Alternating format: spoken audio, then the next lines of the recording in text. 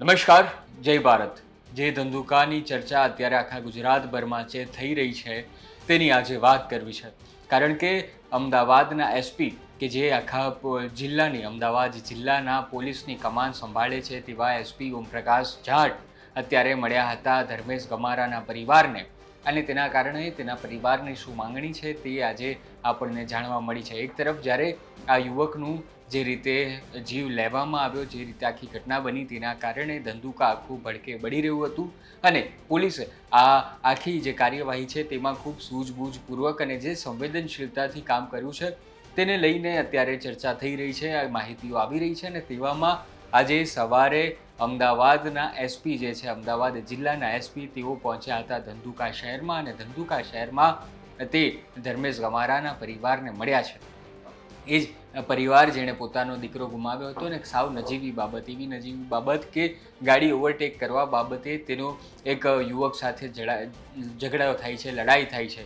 તે યુવક જે હતો તે જઈ રહ્યો હતો ત્યારે તેની પત્ની તેની સાથે હતી, અને ત્યારબાદ આ બંને વચ્ચે બોલચાલી થાય છે ધર્મેશ ગમારા અને તે યુવક વચ્ચે, અને એ યુવક જે છે તે પોતાની પત્નીને ઘરે મૂકીને ફરી પાછો આવે છે, અને ત્યાર સુધીમાં આ ધર્મેશ ગમારા અને બીજા ભરવાડ યુવકો, 10-12 ભરવાડ યુવકો ત્યાં ભેગા થઈ જાય છે, અને ફરી એકવાર તે વચ્ચે બોલાચાલી થાય છે। એ બોલાચાલીના બાદ ફરી એકવાર જે મુસ્લિમ યુવક હતો તેના ઘરે પહોંચે છે, અને ત્યાં પણ લડાઈ થાય છે, અને તે લડાઈ દરમિયાન ધર્મેશ ગમારા જે ભરવાડ યુવક છે તેના પગમાં ચાકુ મારી દેવામાં આવ્યું।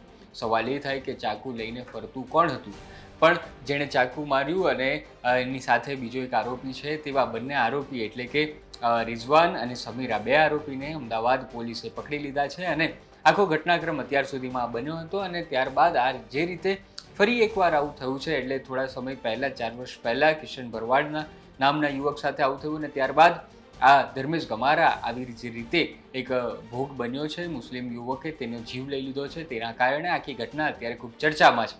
આવામાં અમદાવાદ જિલ્લાના એસપી ત્યાં પહોંચે છે, ધર્મેશ ગમારાના પરિવારને મળે છે, અને પરિવારની શું માંગણી છે તે ખૂબ મહત્ત્વની બની રહે છે। પરિવારે જે માંગણી કરી છે તેની પર પોલીસ પૂરેપૂરી મંજૂર થઈ ગઈ છે, અને ત્યારબાદ જે ઓમપ્રકાશ જાટવ છે, જે એસપી છે, તેમણે શું કહ્યું પહેલાં તો તે સાંભળીએ, ત્યારબાદ આપણને ખબર પડી જશે કે હવે પોલીસ શું કાર્યવાહી કરવાની છે।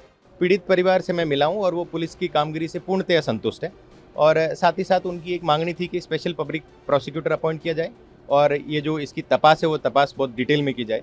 तो इसके लिए हम सरकार से और हमारे ऊपरी अधिकारियों से सलाह करके इसकी एक एसआईटी जो है वो हम बिठाएंगे और साथ ही साथ एक स्पेशल पब्लिक प्रोसिक्यूटर की अपॉइंटमेंट करने के लिए हम सरकार में इसकी रजूआत करेंगे।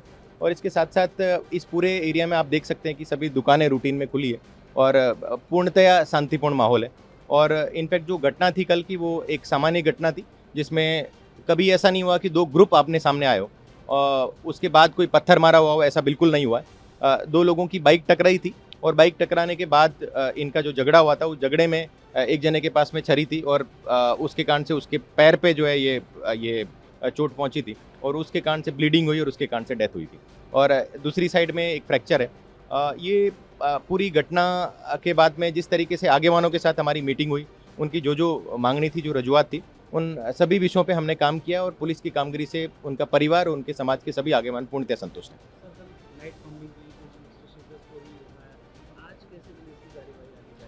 हमारी नाइट की जो कॉम्बिंग थी कल लगभग हम 200 लोगों का एक टीम थी जो सभी एक एक घर हम जाके चेक कर रहे थे और ये कॉम्बिंग की प्रक्रिया कंटिन्यूस चालू रहेगी जब तक कि हम सभी घर चेक नहीं कर लेते, जब तक कि सभी शंकास्पद लोगों को चेक नहीं कर लेते। और इसके साथ साथ ये सरकार का एक होल गवर्नमेंट अप्रोच के साथ इनका जो जहाँ जहाँ पे इलीगल दबाण है वो दबाण भी जो है हटाने की प्रक्रिया जो है हम चालू करने वाले हैं। दबाण हटाने की प्रक्रिया में जो प्रोसेस है वो प्रोसेस फॉलो करके जो नोटिस देने की जो प्रक्रिया वो प्रक्रिया करके इनका दबाण हटाने की કાર્યવાહી ચાલુ की जाएगी।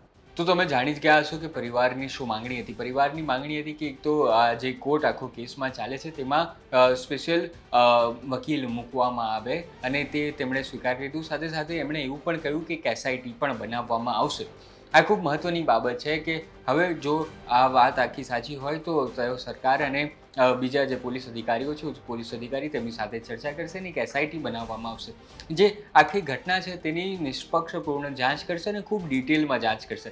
એટલે કે અત્યાર સુધી જે માહિતી આવી રહી છે કે આ ફક્ત સામાન્ય બોલચાલ હતી ને તેના કારણે આખી ઘટના બની છે, તો શું સાચે એવું છે કે પછી આ પ્લેનિંગ પૂર્વક કરવામાં આવ્યું હતું?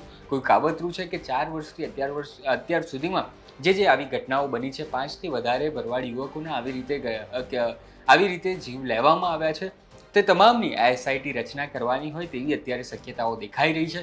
સાથે સાથે તે પણ કહ્યું હતું કે ગઈકાલે રાતે એક નાઇટ કોમ્બિંગ થઈ હતી અને નાઇટ કોમ્બિંગમાં બાદ પોલીસને અત્યાર સુધી કંઈક મળ્યું નથી, પણ હવે એવી પણ વાત ચાલી રહી છે કે જે લોકો ઇલીગલ એન્ક્રોચમેન્ટ કર્યું છે તેમના ઉપર બુલડોઝર પણ ચાલશે.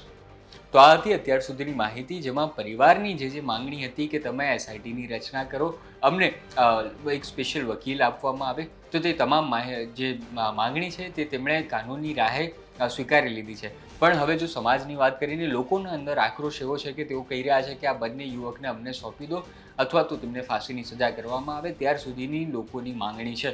હવે આ કેસ કોર્ટમાં ચાલશે ને ત્યારબાદ ખબર પડશે કે શું આખી કાર્યવાહી થઈ શકે છે અને જે ગુનેગારો છે તેમને શું સજા મળવાની છે. આ હતી અત્યાર સુધીની માહિતી. તમને આ બાબતે કંઈ કહેવું હોય કે તમને આ બાબતે આ ન્યૂઝ કેવા લાગ્યા તે તમે અમને કોમેન્ટમાં જરૂર જણાવો. ધન્યવાદ.